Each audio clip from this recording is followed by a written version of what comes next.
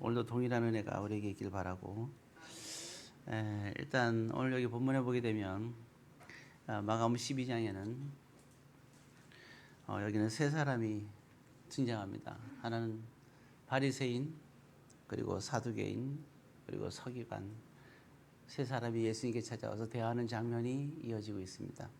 우리가 살아가는 데 있어서는 세 가지가 필요합니다. 하나는 영성이 있어야 돼요. 사람이 만들어질 때는 하나님의 형상으로 만들어졌어요. 그렇지만 지금 우리가 선악과를 따먹어서 하나님의 형상이 파괴되었지만 하나님 성경에서는 우리에게는 하나님의 형상을 회복하라고 얘기하고 있습니다. 성령의 열매를 통한 성령 하나님의 도움에 의해서 하나님의 형상이 회복되어져야 됩니다. 그리고 또 한 가지는 우리가 지성이 있어야 돼요. 우리는 산속에서 혼자 사는 게 아니라 사회에서 살아가기 때문에 사회에 살아가면서 점점 우리는 인간은 학습을 하고 살아요. 점점 복잡해지고 점점 다양해지고 우리는 지성이 있어야 됩니다. 그래서 우리가 일반 학문과 많은 그러한 것들에 대해서 예술, 문화 할 수 있는 만큼 최선을 다해서 역사는 기본이고 우리는 그런 지성을 갖고 있어야 됩니다. 왜 성경이 기록된 것도요. 모든 것이 지성 위에 하나님의 성경이 이루어진 거예요. 모세도 애굽의 수많은 지성을 가지고 성경의 모세오경이 기록되어진 거고 마찬가지입니다. 자, 그리고 또 한 가지는 우리에게 말한 것은 세상을 다스리라 했어요. 정보가 다스리라. 그래서 우리가 권위가 있어야 됩니다. 축복이 있어야 돼요. 이와 같이 우리가 보통 보면 영성과 지성이 기본이고 그래서 명예와 물질이 있는 또 이와 같은 권위가 있어야 된다. 세 가지를 말하고 있는데 오늘 여기 등장하는 사람들은 바리새인들은 영성을 대표하고 있고 이 시대에 그리고 서기관들은 지성을 대표하고 있습니다. 그리고 사두개인들 이 사람들은 권위를 있는 사람들을 명예를 갖고 있는 사람들입니다. 자, 이와 같이 봤을 때 그럼 몇 가지 좀 살펴보도록 하겠습니다. 세 가지 종류의 사람인데요. 일단 우선 사두개인부터 간단하게 얘기 좀 하죠. 이 사두개인, 권위 있는 사람들, 이 사람들은 12장 거기 18절입니다. 마가복음 12장 18절 잠시 읽습니다. 부활이 없다 하는 사두개인들이 예수께 와서 물어 이르되, 자, 일단 이 사람들은 전제 조건이 있어요. 부활이 없다고 믿습니다. 세상에 권위가 있으니까 세상이 전부 다예요. 그러니까 세상에 그들은 권위가 있고요. 살아가는 목적이 오직 세상의 권위를 누리기 위해서. 세상에서 잘 되면 되는 거예요. 왜? 부활이 없으니까. 하나님을 믿어요. 근데 하나님을 믿는데 현세 하나님을 믿어요. 미래 하나님을 믿지 않습니다. 그래서 예수님께 가서 나름대로 얘기를 하는 거예요. 모세의 법에 의하면 이제 형제가 7명이 있는데 첫째가 결혼하게 됐는데 만약에 아내가 있는데 첫째가 죽으면 그 아내는 둘째한테 가게 되고 둘째랑 부부로 살고 둘째가 죽으면 셋째 이래서 7번째까지 다 6명이 죽었다 치자. 지금 이 사람들 얘기예요. 사두개인 얘기예요. 그러면 이제 7번째하고 이제 살잖아요. 그러면 나중에 부활하게 된다 치자. 만약에 부활이 있다 치자. 말이 안 되지 않냐. 아니 누구의 아내가 되냐. 세상에 있을 땐 죽었으니까 아내가 된다 치지만 그러면서 이제 주장하는 거예요. 진짜 이제 이유는 딴 데 있겠죠, 물론. 결국에는 이제 이러한 부분에 있어서 이들은 지금 잘못 오해하고 있는 거죠. 결국 하나는 뭐냐면 이들은 하나의 자기 변증을 지정하는 거예요. 오늘날 살면서 자기 주장도 다 할 수 있죠. 근데 중요한 거는 이 사람들은 어떤 사람이냐 보면 24절에 보면 이렇게 얘기하고 있습니다. 자, 24절 같이 한번 읽습니다. 예수께서 이르시되 너희가 성령도 하나님의 능력도 알지 못함으로 오해함이 아니냐. 이 사람들은 결국은 성경도 모르고 하나님의 능력도 모르는 사람들. 그래서 열애돼요. 그래서 우리가 보면 우리가 하나님께로 축복을 받는 것도 참 좋아요. 그렇지만 중요한 건 참 안타까운 일이죠. 여기 나오는 사두개인들은 그죠? 하나님의 능력을 알지 못하는 사람, 그리고 성경도 알지 못하는 사람, 더 이상 예수님과 대화가 안 됩니다. 그래서 오늘 우리가 현대를 살아가는 사람들에게 있어서는 반드시 성경을 알아야 되고 하나님을 알아야 돼요. 성경을 모르고 논할 자격이 없는 거고, 예수님을 만나도 정말 살아계신 독생자 예수를 만나도 아무 의미가 없는, 우리가 예수님만을 만난다면 참 얼마나 큰 축복이에요. 그런데 만나도 아무 의미가 없었던 사람들이 바로 사두개인입니다. 그래서 성경과 하나님의 능력을 아는 사람들이 반드시 되시기 바랍니다. 그리고 일단 그 전제 조건으로 이렇게 하고, 자, 그러면 이제 우리 오늘 보게 되면 이제 바리새인, 영성이 있는 사람들, 아주 보게 되면요 재미있는 표현입니다. 거기 14절에 보게 되면 이렇게 표현하고 있죠. 쭉 보게 되면, 우리 아까 읽었잖아요. 예수님에 대해서 아주 칭찬이 아주 극구 말할 수 없어요.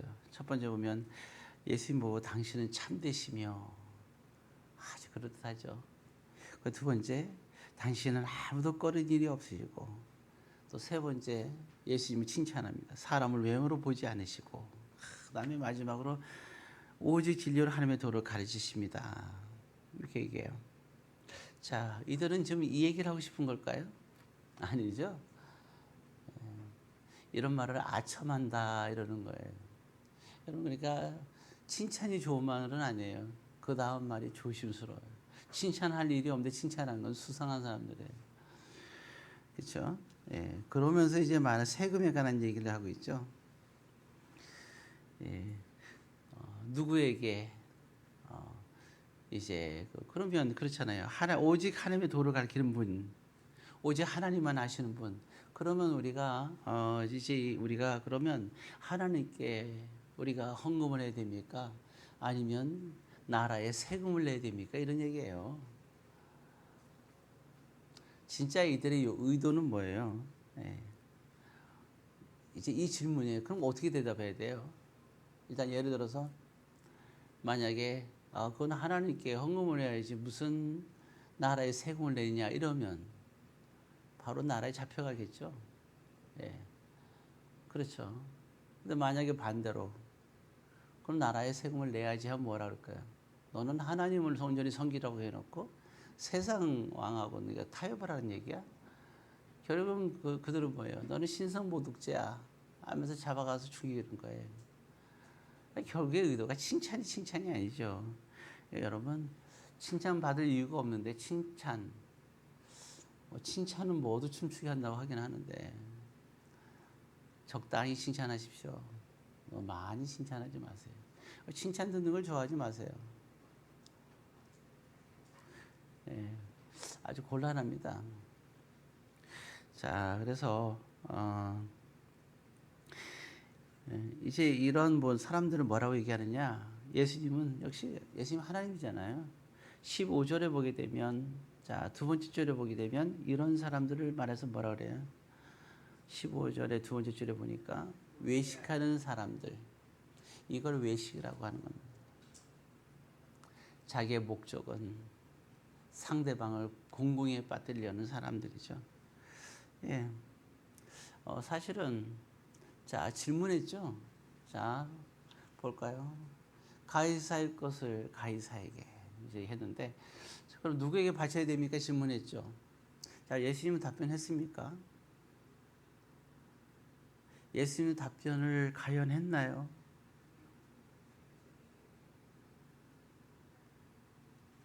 정확하게 물었잖아요.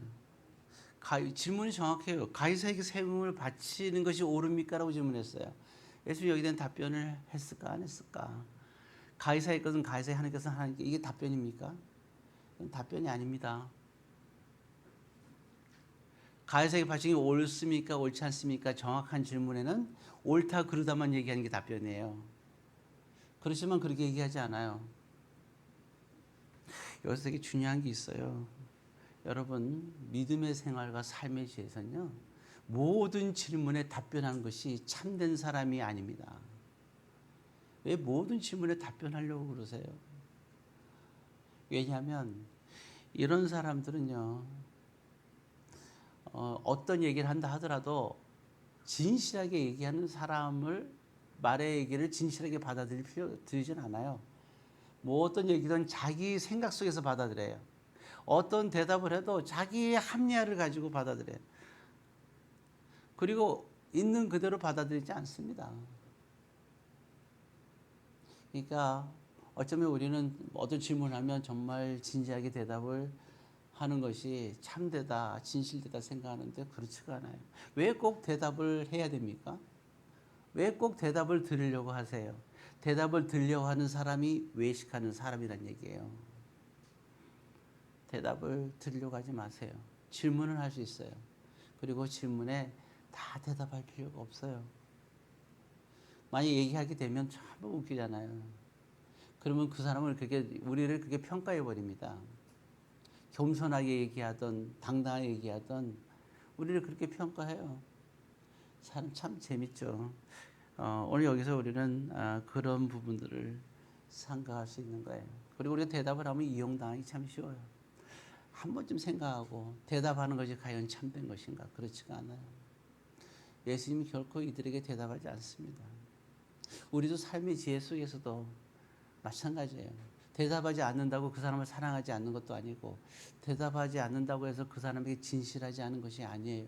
대답하지 않는 것이 그것이 지혜로운 겁니다. 오늘 예수님은 또 이 한 가지에 우리에게 지혜를 덤으로 주셨어요. 예, 그래서 얘기하잖아요. 15절에 거기 15절에 보면 거기 예수께서 하신 말씀이 있죠. 어찌하여 나를 시험하느냐 그러시잖아요. 이게 대답입니까? 대답이 아니에요. 아주 명확한 거죠.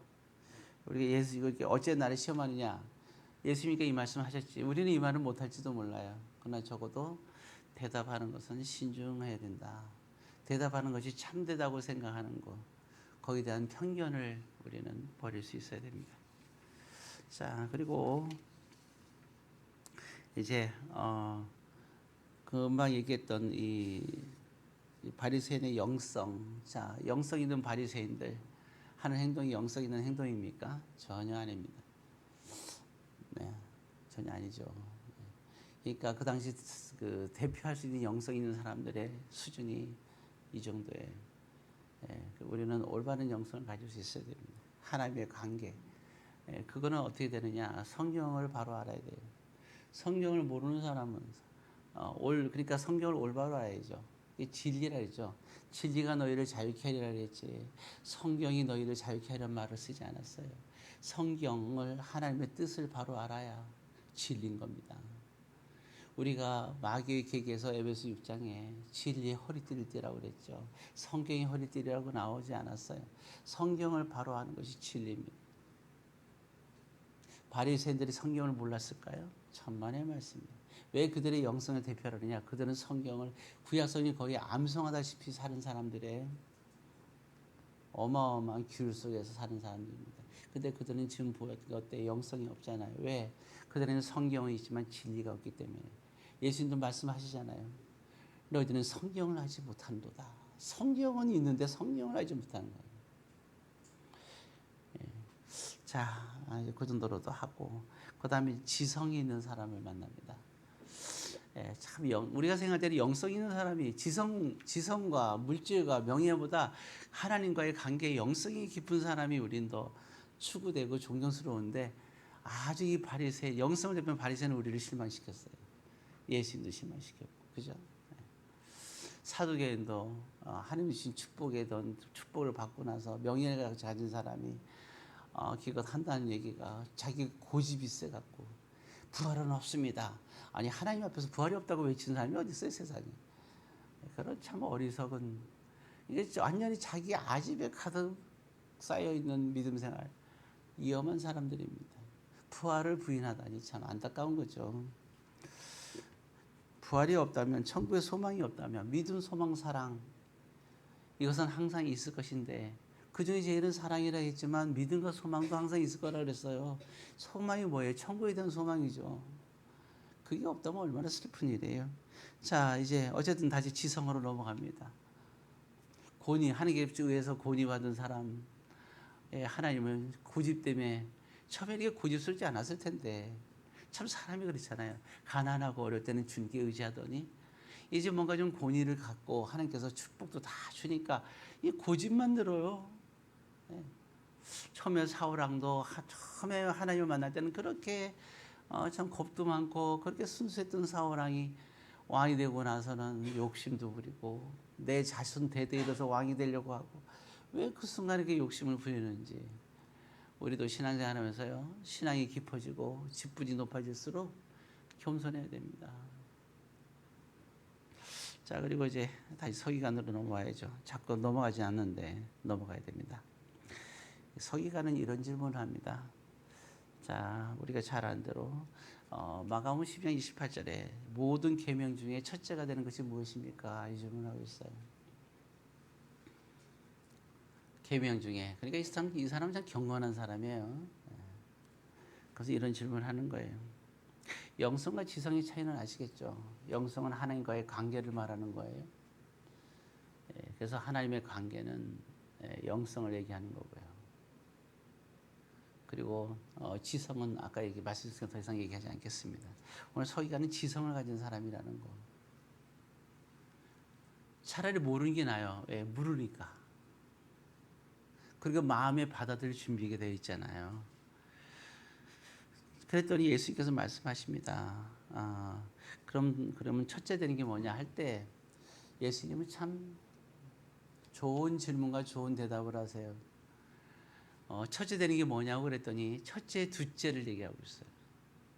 거기 보게 되면 첫째는 이것이니 하면서 12장 29절에 이렇게 말씀하시죠. 자, 29절 같이 했습니다. 예수께서 대답하시되 첫째는 이것이니 이스라엘에 들으라 주 곧 우리 하나님은 유일한 주시라. 그러면서 이제 30절에 내 마음을 다하고 목숨을 다하고 뜻을 다하고 힘을 다하여 주 너희 하나님을 사랑하라. 하나님을 사랑하라. 이게 첫째입니다. 근데 전제 조건이 있어요. 하나님을 사랑하기 전에 하나님은 유일하신 하나님이라는 것을 그게 우선순위예요. 하나님은 한 분이시다. 예. 성경을 해석할 때 두 개로 나누지면 안 됩니다. 왜냐하면 하나님은 한 분이세요. 성령 하나님도 한 분이세요. 성경 한 줄 가지고 따로 해석된다는 건요. 지극히 잘못된 거예요. 그럼 성령 하나님이 두 분이라는 얘기잖아요. 그렇지 않아요. 성경은 반드시 한 가지로 해석돼야 됩니다. 내가 아는 성경은 이런 뜻인데 너가 아는 성경은 이런 뜻이구나. 이건 아니에요. 성경 하나님의 뜻은 하나로 통일돼야 돼요. 성령 하나님은 한 분이시기 때문에. 왜냐하면 모든 성경은 하나님의 감동으로 된 것으로 즉 하나님 성령 하나님에 의해서 성경은 쓰여졌다. 그랬습니다. 그래서 우리가 성령 하나님에 의해서 성경을 이렇게 이해하게 되면요. 모든 사람은 다 똑같아요. 다르다. 둘 중 하나 문제가 있는 거예요. 너가 문제냐 내가 문제냐 찾아봐야겠죠. 자 그래서 첫째는 이제 아셨죠. 유일하신 하나님과 하나님을 사랑하라. 첫 번째죠. 두 번째가 또 있죠.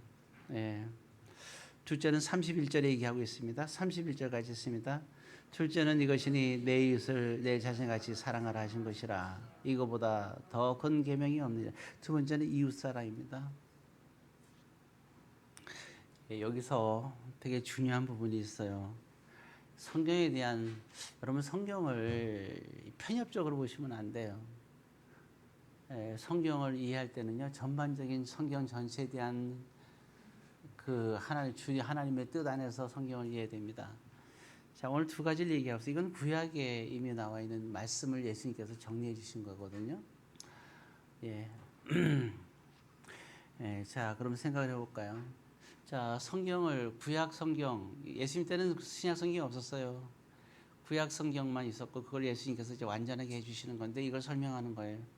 그러면 성경 전체는 하나님을 나타내는 건데 성경은 크게 두 가지로 나눌 수 있어요. 하나는 율법서 모세오경하고 선지서가로 나눠져 있어요. 선지서에 하고자 하는 모든 핵심은 뭐예요? 예수 그리스도가 오실 것에 대한 예수님에 대한 이야기예요. 이사야 53절 그가 찔린 우리의 그죠? 허물과 그죠? 우리의 죄악을 담당하신 이야기가 나오잖아요. 예.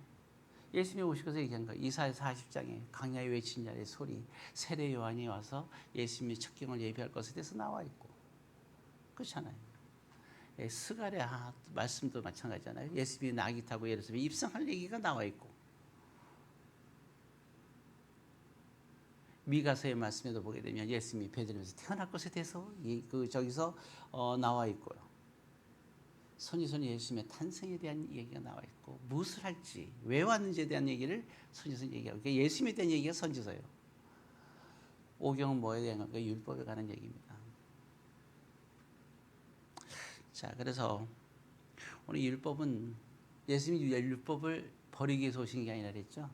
완성시키기 위해서 오셨다. 그럼 어떻게 완성시키는지 한번 보도록 하겠습니다. 자, 모세오경 창세기, 출애굽기, 레위기, 민수기, 신명기를 모세오경이라 합니다. 그죠? 창세기는 무슨 얘기예요? 하나님이 창조하신 사건이에요. 이 말은 저와 여러분들을 하나님께서 창조하셨다는 거예요. 아담과 하와는 흙으로 혹은 아담의 갈비뼈로 창조하셨어요. 오늘 저와 여러분들은 모태를 통하여 하나님께서 우리를 창조하셨습니다. 그렇잖아요. 창조했다는 얘기예요. 그러니까 우리는 하나님께 의해서 창조된 존재다. 창세기 이야기입니다. 그럼 출애굽기 얘기는 뭐예요? 하나님이 창조한 이 인간들을 하나님께서 구원시켰다는 거예요. 출애굽. 그래서 이거를 재창조라 그러는 거예요. 두 번째 창조예요. 그래서 이걸 오늘날 우리가 이 세상에 태어나서 예수님을 모르잖아요. 몰랐다가 우리가 예수님을 정말 마음속으로 만나는 결정적인 순간이 생기는 거죠. 사도행 9장의 사도 바울이 정말 예수님을 만나는 사건이 생기잖아요. 그걸 우리는 거듭났다고 표현하는 겁니다. 그게 우리에게 제2의 인생이 시작되는 거예요. 그게 바로 출애굽기 역사입니다. 그리고 민수기는요, 이제 하나님의 백성들에게 땅을 나눠주죠. 하나님께서 땅을 기업으로 주는 축복의 장입니다. 자, 그럼 이제 남은 것이 보면 레위기하고 신명기가 되죠. 신명기는 약속의 땅, 하나님의 언약의 땅, 아담과 하와에게는 에덴 땅이었고 이스라엘 백성에게는 가나안 땅, 지금 팔레스타인 이스라엘 땅이죠. 그 땅이 약속의 땅이기 때문에 약속의 땅에 들어가는 너희들은 약속의 백성, 언약의 백성이라는 거예요. 언약의 백성이 무엇을 하여야 언약 백성으로 살아갈 것에 대한 얘기를 하고 있는 거예요. 그때 말할 때 신명기 6장 4절 5절 말씀하는 거예요. 너희들은 언약 백성이니 너희는 유일한 하나님이니 너희는 마음과 목숨과 뜻을 다하여 주 너희 하나님을 사랑하라. 하나님을 사랑하라. 이게 언약 백성이 가져야 될, 살아야 될 마음입니다. 이게 신명기 얘기예요. 처음에 이제 첫째째는 계명, 하나님을 사랑하라. 이게 신명기 6장 4절 5절에 언약의 땅, 약속의 땅에 사는 사람들. 오늘 저와 여러분들도 어때요? 이 세상을 살면서 사는 동안에 우리가 지금 거한 이 땅이 약속의 땅에 살고 있는 거예요. 그렇잖아요? 이것이 약속의 땅입니다. 약속의 땅. 그래서 우리는 언약 백성. 제일 먼저 할 것이 무엇이냐? 지금 우리는 이 거룩한 주일날 이 성전에서 우리는 약속의 땅에 이걸 밟고 앉아 있어요. 그럼 우리가 약속의 땅에서 있어서 무엇을 할 것이냐? 정확하게 예수님 말씀한 거. 우리가 무엇을 해야 될 것인가? 내가 주님께 무엇을 구하기 이전에 주님 나에게 이것을 해주세요. 주님 내가 너무 힘듭니다. 이 말을 하기 이전에 먼저 해야 될 게 뭐냐? 하나님을 사랑해야 된다는 겁니다. 이게 첫째 계명이에요. 하나님을 사랑하십니까? 우리 서로 조정하려 얘기할까요? 하나님을 사랑합시다. 마음의 결단을 하세요. 나는 하나님을 사랑하겠다. 이게 예수님이 말씀한 첫 번째 계명이에요. 그리고 이제 마지막 나온 건 레위기입니다. 이스라엘 백성들이 어떻게 되냐? 거룩해야 돼요. 내가 거룩하니 너희도 거룩하라. 그럼 주님 거룩하는 방법이 무엇입니까? 어떻게 하는 것이 거룩한 걸까요?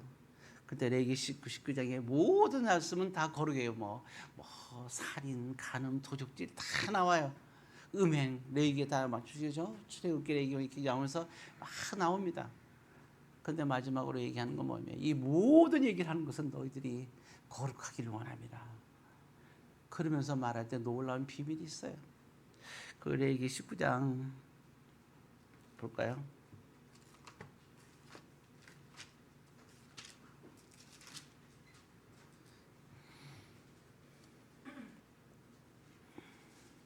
레위기 19장 2절에 한번 읽습니다.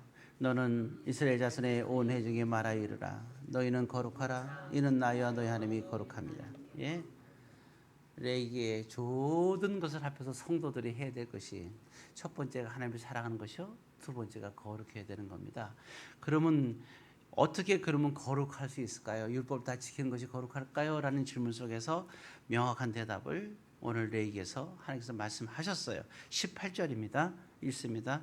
원수를 갖지 말며 동포를 원망하지 말며 내 이웃 사랑이를 내 자신같이 사랑하라. 나는 여호와이니. 두 번째 계명, 내 이웃을 사랑하라. 그래서 예수님께서는 이것을 명확하게 완성시키며 얘기하셨습니다. 첫 번째가 하나님을 사랑하는 것이요, 두 번째가 내 이웃을 사랑하라. 이 말씀입니다. 예, 예수님은 모세오경 전체를 가지고 우리에게 설명한 거예요. 신명기의 말씀, 언약 백성이 가져야 될 하나님을 사랑하는 것, 그리고 하나님의 큰 은혜를 받은 우리가 무엇으로 어떻게 살아갈까? 거룩하라. 어떻게? 이웃을 사랑하라. 이 두 가지 두 번째 계명입니다. 그랬더니 서기관이 예, 당신 말이 옳습니다 하고 받아들여요. 지성을 가진 사람. 여러분들은 어떻게 하시겠어요? 여러분들 영성을 고집하겠습니까? 아니면 여러분들이 갖고 있는 권위와 명예를 가지고 여러분들은 그렇게 살아가겠습니까? 아니면 오늘 지성을 가진 여기 서기관처럼 예수님 말씀처럼 하나님을 사랑하고 이웃을 사랑하는 첫 번째, 두째 계명을 마음속으로 받아들이겠습니다. 이 두 계명을 가지고 살아가십시오. 예, 그래서 아까 얘기했지만 왜 그러면 사두개인은 그렇게 부활을 끝까지 부인했을까요? 예수님 말씀에 의하니까 단 한 가지죠. 성경을 알지 못하는도다. 성경을 아시고 하나님을 사랑하는 것이 무엇인지를 알아야 돼요. 성경을 아시고 이웃을 사랑하는 것이 무엇인지를 여러분들은 열심히 알아가서 하나님 앞에, 예수님 앞에 인정받는 믿음 생활을 다 하시기를 주의 이름으로 권면드립니다. 기도하겠습니다. 사랑의 아버지 하나님, 오늘도 믿음으로 주님의 말씀에 깊이 묵상하며 진리를 알아 하나님께 고백하는 하나님의 자녀들이 다 되게 하여 주옵소서. 예수님의 이름으로 기도드리옵나이다.